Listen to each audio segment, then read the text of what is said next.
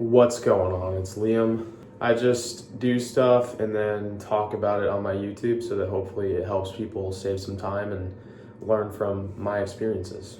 So, one thing you hear a lot is you've only got one life.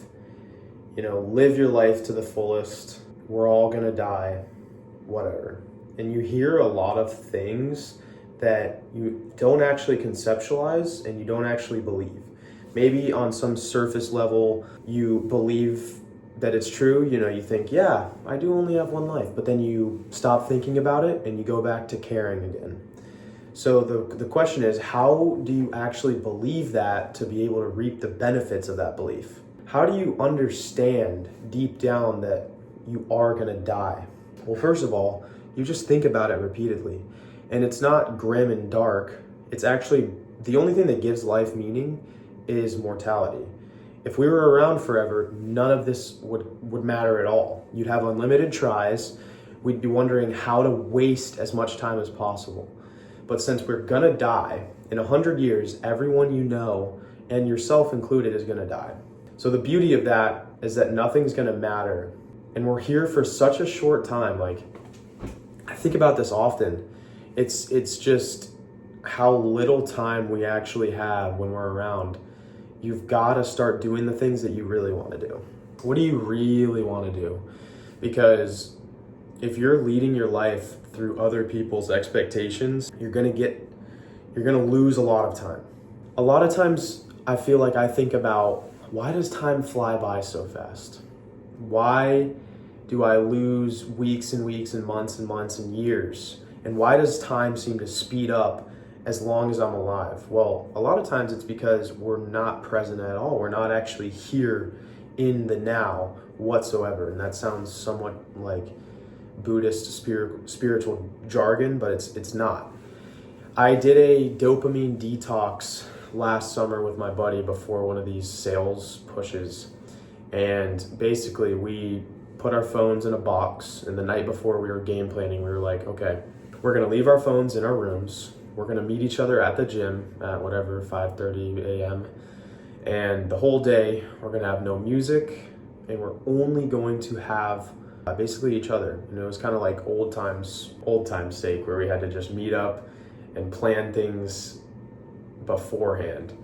So we meet up, we go to the gym, and then we finish up at the gym. We're like, okay, now we're gonna go home. I'll meet you here at 6:45. Let's get breakfast. Then we get breakfast. The whole time we're at breakfast, we're talking. We're drinking coffee, and we're there. There's no what if, what do we do now? There's no what are we gonna do later? We're just there. And it's crazy. You just take this one distraction. The phone that has it's a double-edged sword. It has the ability to put you anywhere right now, which causes a lot of stress. Stress is fundamentally wanting to be two places at once.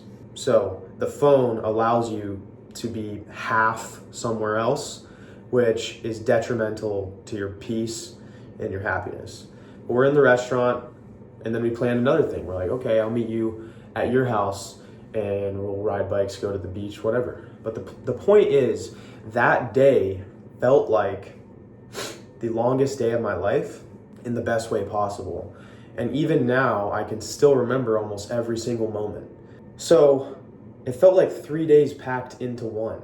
And imagine if every day was like that, simply because I was not distracting myself all the time. I wasn't spending time, I was using it, if that makes sense. I was really just living how we're kind of intended to live, as opposed to this device that's been created for good and for bad. There's so many excellent things.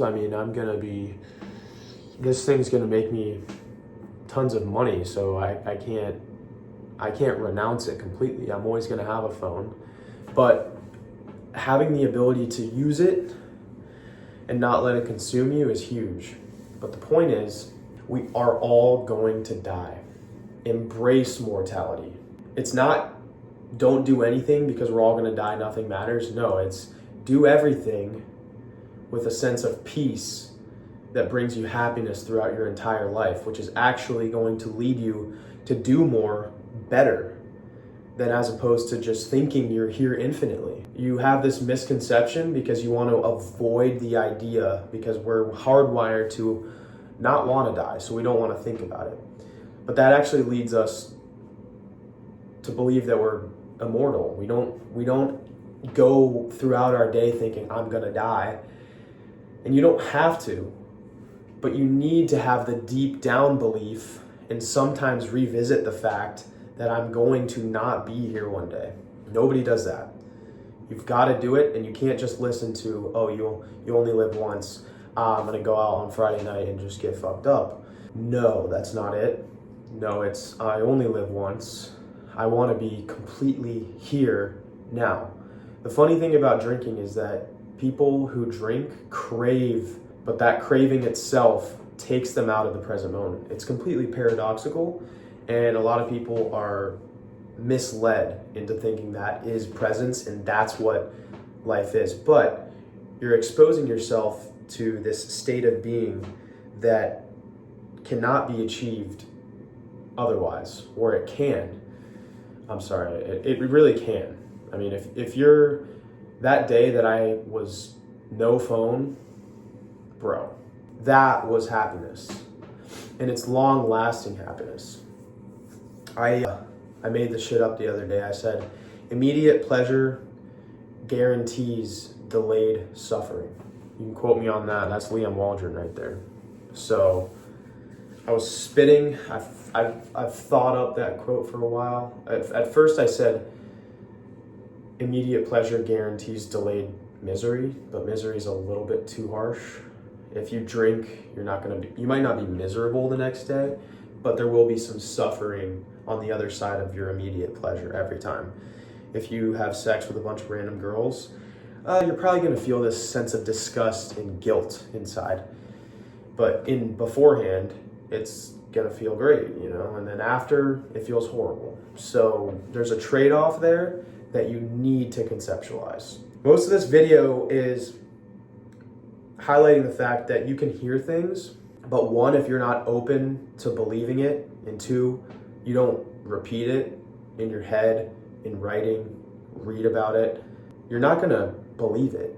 We learn through repetition. That's how we drill things into our brain, is through repetition. That's how humans have always done it.